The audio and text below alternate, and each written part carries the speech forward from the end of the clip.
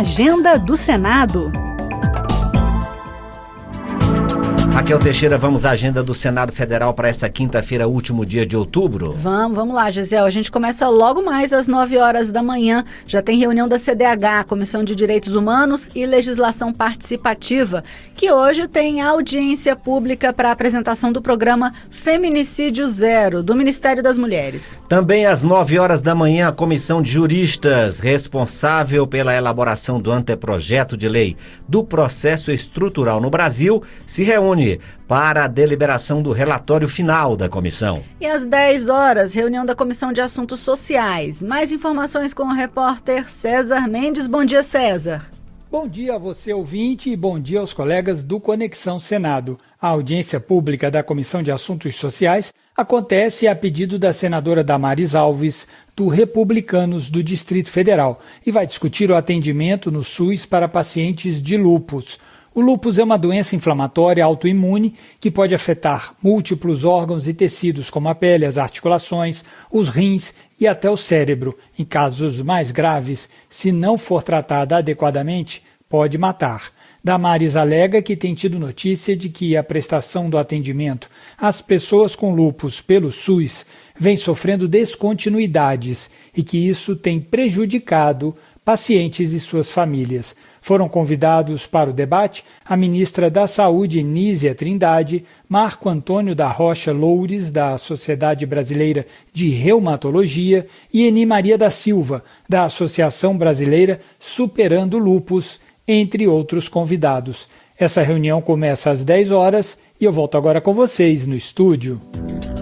Muito obrigado, repórter César Mendes. E finalizando a pauta da manhã, ainda às 10 horas, a Comissão de Constituição, Justiça e Cidadania realiza audiência pública para o projeto que institui o Imposto sobre Bens e Serviços, o IBS, a Contribuição Social sobre Bens e Serviços, o CBS, e também o Imposto Seletivo, o IS, e também dá outras providências. E para a parte da tarde, temos previstas uma sessão especial e 2 reuniões de comissões, né, Gisele? Exato. Às 2 horas, o Senado Federal realiza uma sessão especial para celebrar os 214 anos da Fundação Biblioteca Nacional do Rio de Janeiro. Também às 2 horas, a Comissão de Segurança Pública realiza audiência pública para discutir sobre os serviços públicos e privados disponíveis para acolhimento, atendimento e assistência integral às famílias de pessoas desaparecidas. E fechando a agenda do dia, ainda às 2 da tarde, a Comissão de Esporte tem reunião do grupo temático Aspectos de Direito do Trabalho. Você pode acompanhar toda essa agenda legislativa de quinta-feira aqui pela Rádio Senado ao vivo ou também em senado.leg.br. Senador, como é que está o andamento da reforma tributária? Olha, nós apresentamos ontem, fizemos a leitura do relatório na CAI. Foi o grupo de trabalho que foi constituído, eu como coordenador. Nós apresentamos 72 sugestões de mudanças e são mudanças importantes e óbvias. Qualquer parlamentar que lê a justificativa da solicitação de mudança vai votar favorável, porque realmente são coisas óbvias, né? Agora, de qualquer forma, eu estou fazendo uma questão de ordem no plenário para que essa matéria tramite na CAI, porque ela não é emenda constitucional e não está em regime de urgência mais, foi retirada do regime de urgência. E a comissão de mérito, pelo regimento do Senado, é a CAI, né? É lá que se discute matéria tributária, econômica e tal, não é a CCJ. Então, espero que a gente consiga realmente reverter isso. É uma matéria que atinge o bolso de todo o contribuinte, de toda a população, não dá para ser votado da forma como está sendo votado, com essa rapidez, com essa urgência. Nós fizemos 21 audiências públicas, atendemos mais de 500 segmentos e realmente, se não for modificado, haverá sérios prejuízos para as atividades econômicas. O que o senhor acha que deve ser modificado, que vai ajudar a sociedade? Começa pelo simples, 70 e tantos % das empresas são do simples. Ela sofrerá muita questão de competitividade. O fornecedor vai optar entre comprar do simples ou de um fornecedor que vai dar um crédito de 26%. Óbvio que o cara vai querer comprar de quem vai dar o crédito de 26%, então o simples será prejudicado. Hoje, para você enquadrar no simples, é no início do ano, uma vez só, porque o sistema permite que o simples possa também pagar o imposto para gerar os 26% de crédito. Só que isso deixa de ser simples, passa a ser complicado. E se você faz isso uma vez e depois perde o cliente, você não tem como voltar para o simples. Então ele também fez uma emenda para que fosse no mínimo 2 vezes, né, essa opção de entrar ou sair. Mas precisamos rever isso. A gente colocou também uma alternativa do simples compensar os créditos da compra que eles fizerem. Ajuda um pouco, mas não resolve totalmente. Tem coisas absurdas, como as pessoas com deficiência, né, diminuíram a isenção de 200 mil do carro para 70. Não tem nenhum carro no Brasil de 70 que cabe uma cadeira de roda no porta-mala. As pessoas que têm uma perna amputada esquerda, ela não terá incentivo porque ela pode dirigir com a direita. Se tiver a perna direita amputada, pode ter, porque vai ter que adaptar o carro. Então tem umas mudanças que tem que ser feitas, né, urgente com relação a isso. Tem a questão do material de construção, questão dos cartórios, as prestadoras de serviço, né, que a emenda constitucional manda que o governo encaminhe para o Congresso em 90 dias a desoneração da folha. Vai fazer 1 ano e não foi encaminhada ainda. Nós estamos falando apenas de consumo, ainda tem a reforma do imposto de renda, do patrimônio, e a população não aguenta mais pagar tanto imposto e não ter nada em troca, né? Você não tem educação, você não tem saúde, você não tem segurança. Então a gente precisa rever isso. Foi vendida a simplificação. Ela vai acontecer, mas daqui a 10 anos. Porque na transição de 10 anos, você vai continuar fazendo tudo que você está fazendo hoje, mais aquilo que está sendo criado. Então não há simplificação agora. Mas é necessário. Precisamos ajustar. O governo tem feito um terrorismo de que cada atividade que entra com benefício vai aumentando o índice geral, que era 26, agora estão falando em 28, mas na prática ele não diminui aquilo que a gente está mostrando. Por exemplo, há um estudo muito consistente de que com a implantação da reforma acabará realmente a sonegação, porque você só pode aproveitar o crédito se houver o pagamento, então não há sonegação. Hoje o índice de sonegação, pelos estudos que foram apresentados nas audiências, chega a 27%. Ora, se hoje tem sonegação de 27% e não terá mais, evidentemente você tem que diminuir a taxa também dos 26%, pelo menos 1/4, então isso vai para 18%, né? Nós estamos sugerindo tributar o etanol na fonte, na monofásico. Só em São Paulo e Rio de Janeiro são mais de 37 bilhões de fraude e de sonegação. Também, se diminuir isso, se for adotado a nossa sugestão, também diminuirá o índice da taxa de referência, que é 26,5%. Eu acredito que essa taxa não chegue nem a 20%. Então o governo faz um terrorismo muito grande para que o Senado não inclua nada, para deixar exatamente o texto da Câmara, que é muito ruim, né, para a população, para o consumidor. Tem essa questão do prazo para essas questões. Vai se conseguir aprovar a reforma dentro do prazo? A pressa é inimiga da perfeição, não é? Então, fazer como fizeram na Câmara, em votar, não é, sem analisar, foram 1.500 emendas, não tem sentido você não discutir isso. Mas se fizer um esforço, dá para votar até o final do ano. Mas temos que ter a garantia também que a Câmara vai acatar isso. Imagina se a Câmara despreza todo o trabalho do Senado, porque há uma rixa, uma briga também entre Câmara e Senado com relação a medidas provisórias. Os projetos são aprovados aqui, chega lá e são engavetados, né? Então isso está prejudicando muito. E se eles não levarem em consideração as mudanças nossas, aí que o prejuízo é imenso, né? Mas eu acho que tem que ir para cá, né? Nesse clima que está de Câmara e Senado, eu não sei nem se é apropriado votar agora, antes da mudança dos presidentes, porque se eles desprezarem as modificações, vai ser um caos. Dedo de prosa, um tema de interesse do cidadão. Celebrado em 31 de outubro, hoje, o Dia Mundial da Poupança foi criado em 1924 durante o primeiro Congresso Internacional de Economia, com o objetivo de promover a conscientização sobre a importância de economizar e planejar financeiramente. Será que a gente vai falar sobre isso hoje? Sem o Adriano Faria por aqui? É verdade. Olha, ele gente, gostaria de falar sobre esse tema da poupança. Tenho certeza que foi ele que escolheu isso e ele não está aqui para falar disso? Vamos lá. Olha, no Brasil, a realidade é desafiadora, já que muitos brasileiros encontram dificuldades em poupar, seja pela alta do endividamento ou pela falta de educação financeira adequada. Com o aumento do custo de vida e o fácil acesso ao crédito, Poupar regularmente pode parecer uma tarefa impossível para muitos que não fazem qualquer tipo de poupança, seja diária, semanal, mensal, anual. Entretanto, gente, é muito importante ter algum tipo de poupança, pois imprevistos ou crises sempre acontecem, como a perda de um emprego, por exemplo. E eu vou perguntar aqui para a pessoa certa, por que é importante poupar, Gesiel? Olha, Raquel, esse é um assunto que eu gosto demais, porque ajuda muitas pessoas e se eu tivesse que responder a sua pergunta assim, num resumão fatal, eu diria que é importante poupar porque acontece com todo mundo esse tal de imprevisto. Vai acontecer. Você só não sabe quando, mas o imprevisto vai acontecer. E quando você poupa, você tem uma reserva financeira.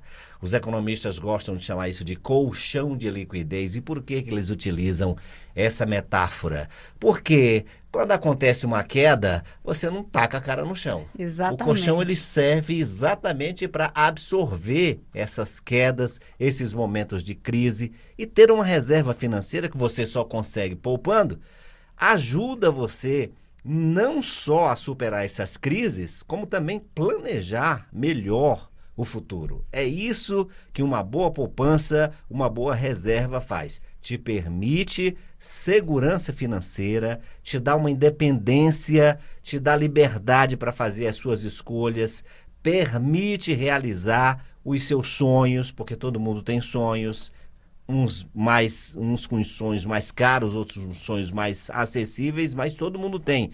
E não dá para realizar nenhum deles se você não tiver uma reserva financeira.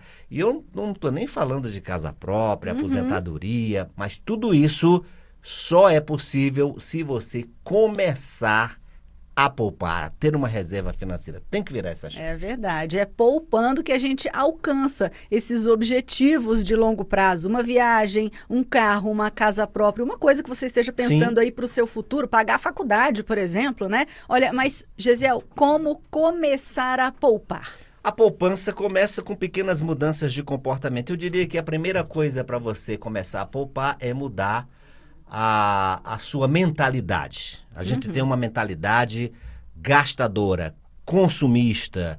E aí a primeira coisa que você tem que fazer é mudar essa mentalidade. Porque se você não muda a mentalidade, se você não muda na cabeça, nada vai acontecer. E a partir daí você começa com pequenas mudanças de comportamento, começando ali por uma revisão cuidadosa das suas despesas. É verdade. E depois, o próximo passo para poupar é conhecer a sua própria realidade financeira. Você tem que estar consciente das suas despesas mensais.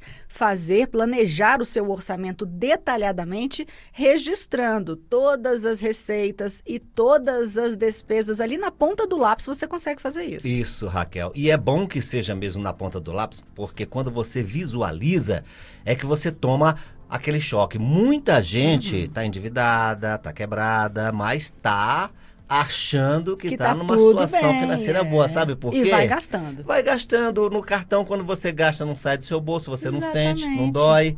Então, você só vê isso no final do mês, e aí no final do mês você diz, minha gente, o que é que está acontecendo? Mas aí rola para o próximo mês, rola para o mês seguinte. Tem gente que vive de, depois que virar o cartão, eu resolvo. Aquela bola de neve. Nunca resolve. E aí, é por isso que quando você coloca tudo isso no papel, isso fica muito visual. Você dá uma olhada ali e aí já sabe que alguma coisa tem que ser feita. Você falou muito bem, tem que registrar mesmo todas as receitas, todas as despesas. Você tem que ser amigo do orçamento. A partir daí, é que você vai definir as metas. Você vai criar agora um orçamento baseado naquilo que você sabe que você pode gastar. Não é aquilo que você quer gastar. Quem quer gastar, gasta. Eu também gostaria de comprar tudo, né? Tudo. Mas a questão é, o orçamento me permite esses gastos, eu ter uma vida com qualidade. Tudo isso precisa ser observado. E é muito importante que depois disso, essas atitudes sejam tomadas. Tem que sobrar um espacinho aí para você poupar, nem que seja um pouquinho depois que você registra aí todas as suas despesas e receitas ali no papel. Você corta os gastos desnecessários, aquelas besteirinhas que você gasta no dia a dia, dá para cortar e você nem percebe. Daí você vai buscar alternativas mais baratas nas coisas que você usa para poder investir o seu dinheiro. Aquele dinheirinho que sobra no começo pode ser bem pouquinho, mas se você começar com esse pouquinho, você vai investindo cada vez com mais sabedoria, né, Gisele? Verdade. E uma coisa que eu gostaria de deixar aqui no finalzinho desse nosso dedo de prosa é o seguinte: nunca deixe para reservar, nunca deixe para poupar aquilo que sobrar. Não deixe sobrar, não vai sobrar. Se você tiver essa mentalidade de sobrar, eu vou dar uma olhada aqui nas minhas despesas, se sobrar, eu vou poupar. Não vai sobrar. Você tem que arranjar um espaço no seu orçamento para a sua reserva de emergência. Inicialmente, ela vai ser isso mesmo. Seu colchão de liquidez, a sua reserva de emergência, aquele dinheirinho que vai te salvar no momento de crise, e você sabe que essa crise vai acontecer. Então, você já tem que deixar ali. Pouco, inicialmente é pouco mesmo, não queira já começar com muito, porque geralmente quem começa reservando uma grande parte do orçamento, no mês seguinte já vai ter que tirar, aí já não vai poupar, aí se desestimula e daqui a pouco continua na mesma coisa sem ter uma reserva de emergência. Então, mesmo que seja pouco, mas crie o hábito e se comprometa com esse valor, com esse pouquinho, para que você possa todo mês ter aquele pagamento para você mesmo. É um boleto para você, é um boleto para o seu futuro. Então, encare assim. Esse aqui é um pagamento para mim e não é possível que eu passe o mês todo trabalhando e não tenha nada para mim. Então, vou me pagar primeiro. Você começa baixinho, né? Se no mês seguinte você vê que sobrou mais um pouquinho, aí você já tira... Coloca um pouquinho mais. Um pouquinho mais. Mas estabeleça um valor que você possa mensalmente estar ali fazendo essa reserva e esse comprometimento com você mesmo. Depois que vira um hábito, aí acabou-se. O ideal mesmo é o seguinte: recebeu o salário do mês, já separa, né, aquele pedacinho que você quer reservar, senão ele não vai sobrar, né, se paga primeiro. Recebeu, primeiro faz o pagamento para você, depois você vai ver o que é que você vai pagar para os outros. Aí esse dinheirinho que você conseguiu separar, você vai investir onde? Opa, peraí, aí já é assunto pro pé de meia. Pé de meia, vocês já me deixaram falar muito aqui no nosso Dedo de Prosa de hoje. Um pé de meia toda terça-feira, com reprise na segunda-feira. A gente tem umas dicas assim especiais para os futuros investidores, porque aí depois você vai passar de um poupador para um investidor. É bom demais essa trajetória e depois que você se acostuma e cria o hábito, meu filho e minha filha, ninguém te segura. É verdade, 31 de outubro, Dia Mundial da Poupança. Uma excelente data para você mudar de hábitos e começar a guardar dinheiro e ter uma vida mais tranquila no futuro. É verdade, e só para terminar, só uma coisinha. Tenha paciência e disciplina, porque essas duas coisas, elas são fundamentais. Geralmente quem não poupa tem várias desculpas, mas a principal é exatamente essa. Não tem paciência e não tem disciplina. E sem paciência e disciplina você não vai chegar a lugar nenhum. Poupar é um processo gradual que exige essas duas coisas. Disciplina, persistência, até você criar o hábito e depois disso fica mais fácil. Bem-vinda, embaixadora. Nossa primeira pergunta é sobre os 200 anos do início da imigração alemã, que estão sendo comemorados agora em 2024. O que significa a presença de milhões de descendentes de alemães no Brasil para o relacionamento entre ambos os países? Bom dia, senhor Ivan Godoy, e bom dia aos ouvintes da Rádio Senado. Sem dúvidas, o ano de 2024 representa um aspecto especial das relações bilaterais entre o Brasil e a Alemanha. Há 200 anos, chegaram ao Rio Grande do Sul os primeiros colonos, vindos de regiões que hoje pertencem à Alemanha. Vínculos familiares e comerciais formaram-se entre a Alemanha e o Brasil. Acabei de voltar de uma viagem ao sul do Brasil que fiz por ocasião do ano do jubileu. Visitei Santa Catarina e Rio Grande do Sul e fiquei impressionada com a força das raízes culturais dos descendentes de imigrantes alemães. eles contribuir para a imensa diversidade cultural do Brasil. Por exemplo, nos costumes mantidos e misturados ao modo de vida brasileiro, não perdi a oportunidade de visitar a Oktoberfest de Blumenau e a Oktoberfest de Santa Cruz do Sul. Ambas são a prova de como as raízes e influências culturais da nova pátria se entrelaçaram. Mas também estou muito impressionada com a forma como o idioma alemão ainda é cultivado e mantido vivo nas comunidades de hoje. Isso abre também oportunidades para laços profissionais. Oferecemos, por exemplo, cursos universitários de excelência em áreas profissionais altamente especializadas. A Alemanha também promove a imigração de profissionais qualificados. Para os brasileiros, isso significa aperfeiçoamento profissional, experiência internacional e melhor renda. E para as empresas alemãs, significa profissionais valiosos. Nesse sentido, podemos nos beneficiar mutuamente. E neste momento de comemoração dos 200 anos da imigração alemã no Brasil, olhamos para a nossa história conjunta que lançou as bases para o nosso futuro conjunto. Nossos países são parceiros estratégicos, como você sabe, iniciativas e projetos com os quais queremos enfrentar juntos o desafio global, por exemplo, das mudanças climáticas e promover a proteção dos recursos naturais. E essa parceria também inclui cooperação para a implementação das metas climáticas acordadas no COP, em tópicos de energia renovável, na área de direitos humanos, temas de saúde e, naturalmente, o setor cultural. Quais são as atividades realizadas ou apoiadas pela Embaixada Alemã para comemorar esses 200 anos da imigração?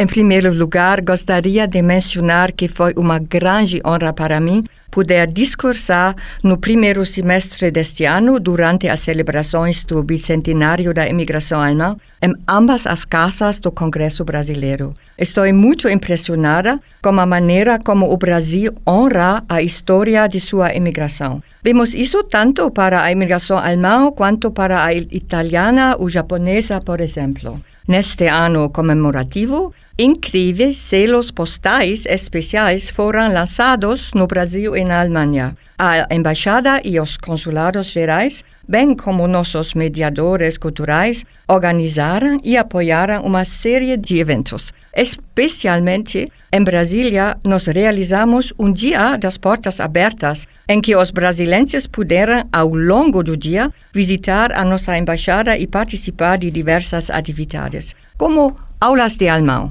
fazer visitas guiadas pela nossa residência, provar culinária alemã e conhecer um pouco mais da história da imigração alemã, como a exposição produzida pelo Instituto Márcio Staden de São Paulo. Houve também festivais de cinema, eventos de debates, concertos e palestras, para citar apenas alguns exemplos. Convidamos a todos para nos seguir nas redes sociais para saber o que ainda está sendo planejado. Infelizmente, nem todas as comemorações puderam ser realizadas conforme planejado devido às enchentes devastadoras, principalmente no Rio Grande do Sul. Muitos brasileiros demonstraram uma enorme vontade de ajudar e, além disso, doações de ajuda também vieram espontaneamente da Alemanha, especialmente das comunidades parceiras das cidades afetadas no sul do país. E, nesse momento, a Alemanha está disposta a ajudar na reconstrução do Estado por meio de um projeto para o desenvolvimento urbano baseado na resiliência climática. Embaixadora, falando em datas, 2024 também marca os 75 anos da criação da República Federal da Alemanha. Qual é o papel da RFA na Europa e no mundo durante a Guerra Fria e nos últimos 35 anos após a reunificação da Alemanha? De fato, a fundação da República Federal há 75 anos, com a promulgação da chamada Lei Básica, nossa Constituição, é outra importante data para a Alemanha celebrada neste ano. A dignidade da pessoa humana é intocável.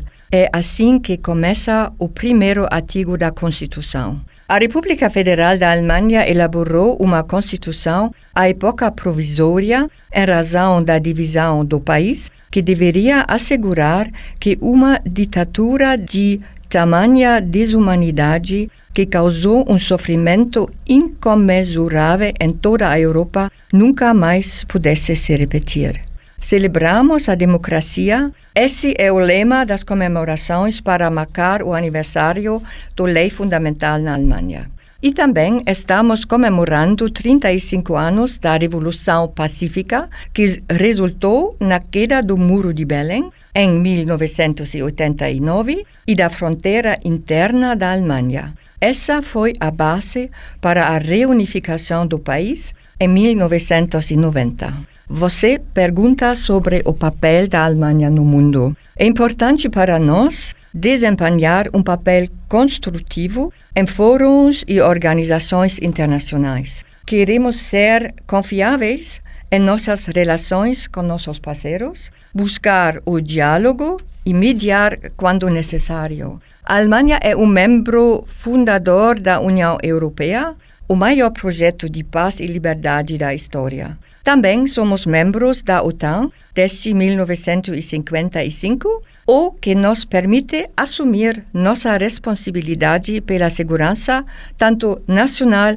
quanto em aliança. Na ONU, compartilhamos valores comuns como o Brasil, mas também o desejo de reforma. A Alemanha é um dos mais importantes países doadores de ajuda humanitária e isso também se aplica a todas as crises atuais. Também compartilhamos com o Brasil o desejo de fazer progressos decisivos na proteção climática e ambiental. Portanto, estamos muito satisfeitos com o fato de o Brasil sediar a COP30 no próximo ano. Muito obrigado, embaixadora. Conversamos com a embaixadora da Alemanha no Brasil, Bettina Caden. O mundo atravessa um momento de profunda instabilidade, marcado por guerras em diversas regiões, como os conflitos entre Rússia e Ucrânia e entre Israel e Palestina. Para explorar os contextos históricos complexos envolvidos nesse cenário, o especialista em relações internacionais Diogo Ramos Coelho escreveu o livro Mundo Fraturado.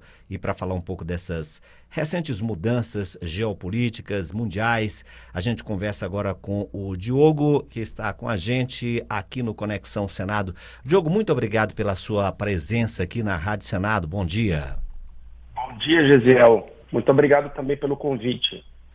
Diogo, nós estamos vivendo num mundo de muita instabilidade, isso tem crescido muito mais com as recentes guerras. Por exemplo, eu falei em pelo menos duas aqui, que são as que a mídia mais fala, que é a Rússia e a Ucrânia, uma guerra que já se estende, achava-se inicialmente que seria uma guerra rápida, não foi.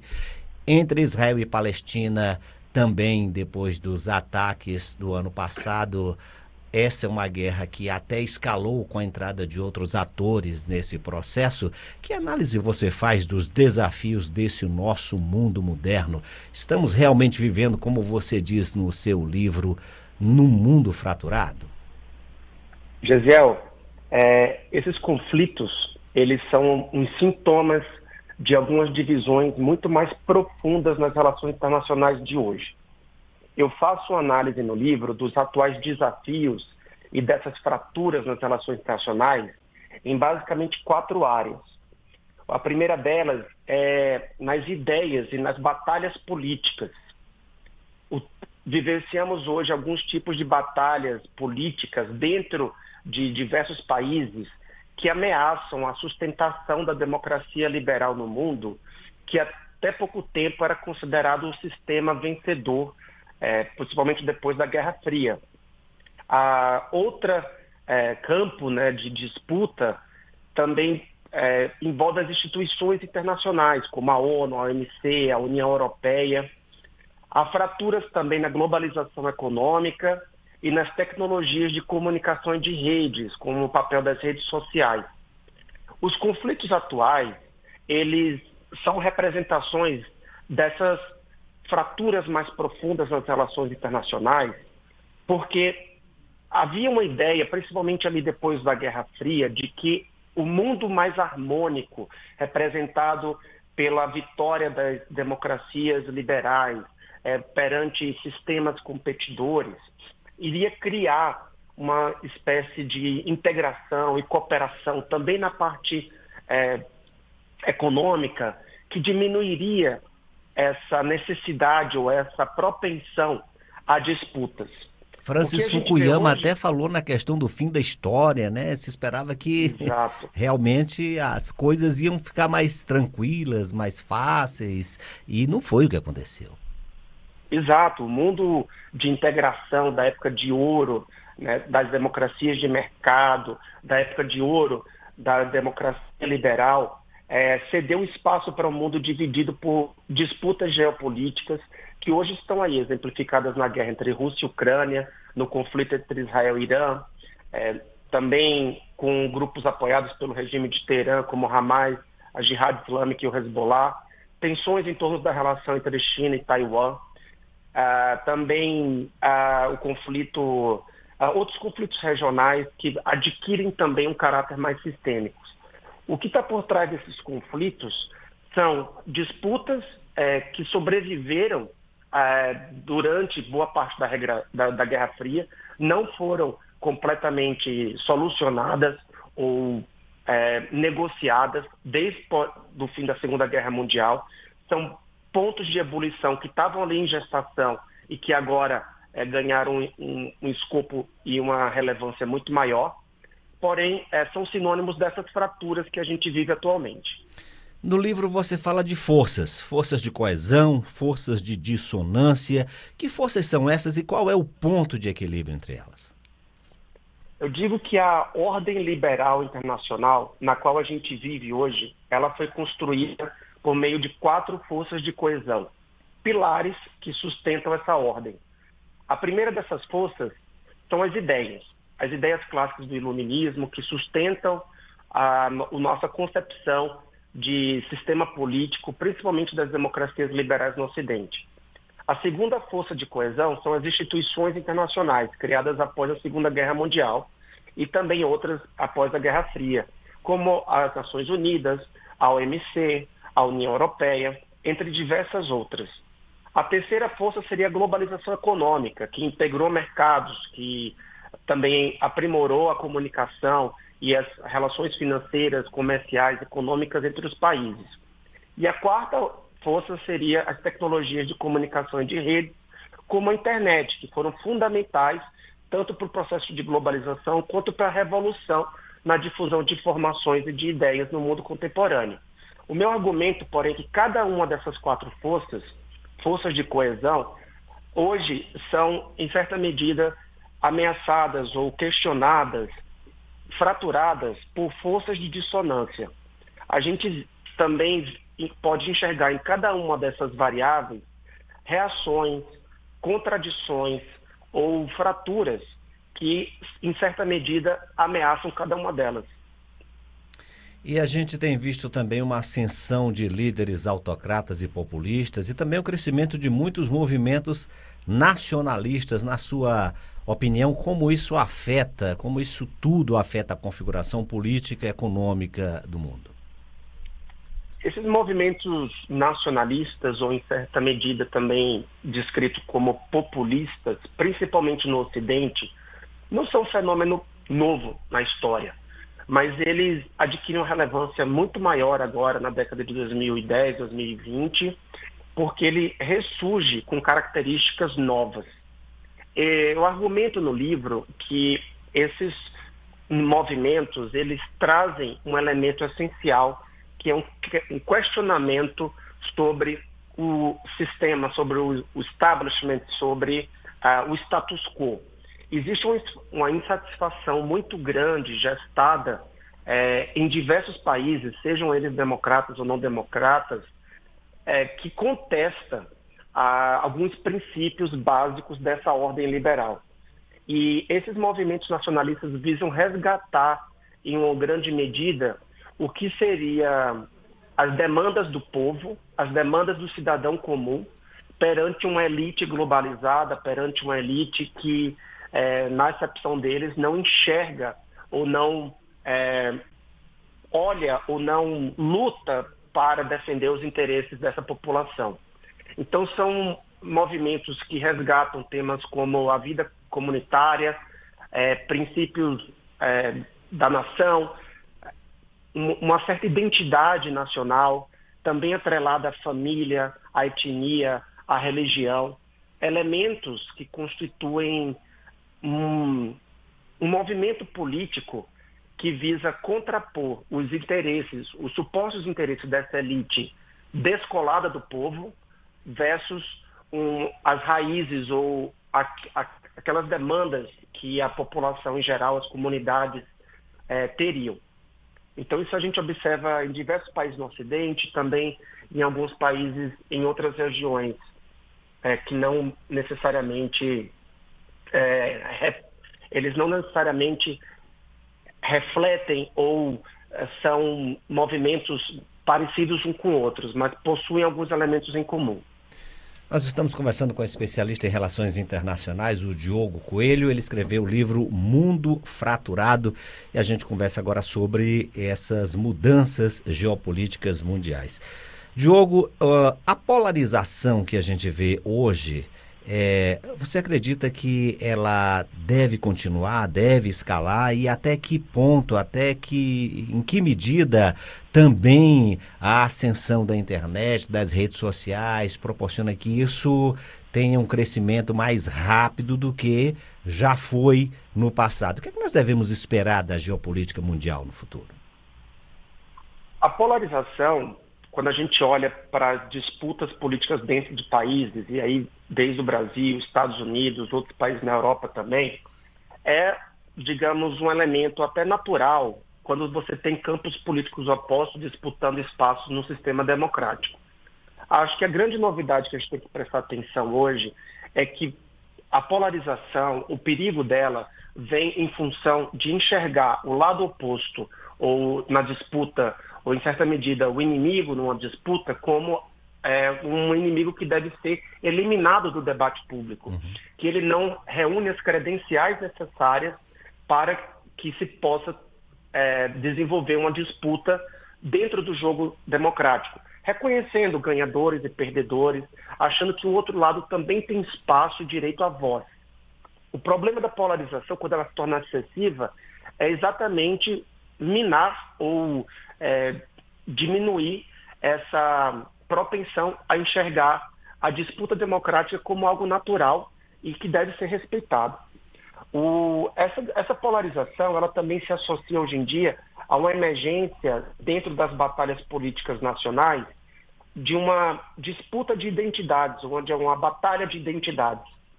Eu argumento no livro que a formação de alianças políticas hoje tende a priorizar aspectos identitários. Esse discurso era inicialmente associado mais à esquerda, mas hoje vemos uma direita que igualmente preza por categorias identitárias, como etnia, religião, família, nação, e enxerga o lado oposto como ameaça a essas categorias identitárias ou ao grupo a qual aquelas pessoas pertencem. Então, essa mudança é visível tanto nos Estados Unidos quanto em outros países. Essa polarização, ela também foi muito exacerbada pelas redes sociais. A internet surgiu com uma promessa de ser um veículo de difusão de informações, de ampliação do acesso às informações, à verdade, a discussões, até com a promessa de ampliar o alcance das democracias. O que a gente vê hoje é que a internet também se transformou num campo de batalha política e um espaço para a formação de grupos autorreferenciados, para a propagação de informações falsas e para a disseminação de teorias da conspiração. O problema maior na aliança entre o que a internet facilita e o que as disputas políticas identitárias também, elas encontraram um terreno fértil nas redes sociais. E eu acho que a gente tem que observar um ponto muito importante, é que a grande difusão de informações não significa que toda e qualquer informação é verdadeira. É muito fácil hoje difundir informação, mas analisar o que é verdadeiro, o que tem razão, quais são os elementos racionais de um discurso, ficou muito mais difícil pela inundação de informações que nós temos hoje. Diogo, muito obrigado pela sua entrevista aqui à Rádio Senado. Seu livro está em todas as livrarias, na Amazon também. Quer falar um pouquinho sobre ele? Fica à vontade. Muito obrigado. Sim, ele está disponível em todas as livrarias, na Amazon, e é uma discussão voltada para um público que queira entender como está organizado o mundo hoje, como essas disputas políticas, o papel das Big Techs, os conflitos geopolíticos, o protecionismo, o nacionalismo, como esses elementos se interrelacionam. Não dá para analisar apenas um aspecto. Muitas vezes a gente consegue ter um recorte específico sobre globalização, protecionismo, comércio, mas eu quero trazer uma análise, uma discussão ampla que possa dar os elementos para os leitores, para o público, para entender as dinâmicas do mundo contemporâneo e das relações internacionais atualmente. Obrigado pelo espaço, Gesiel, e fico à disposição para novas conversas.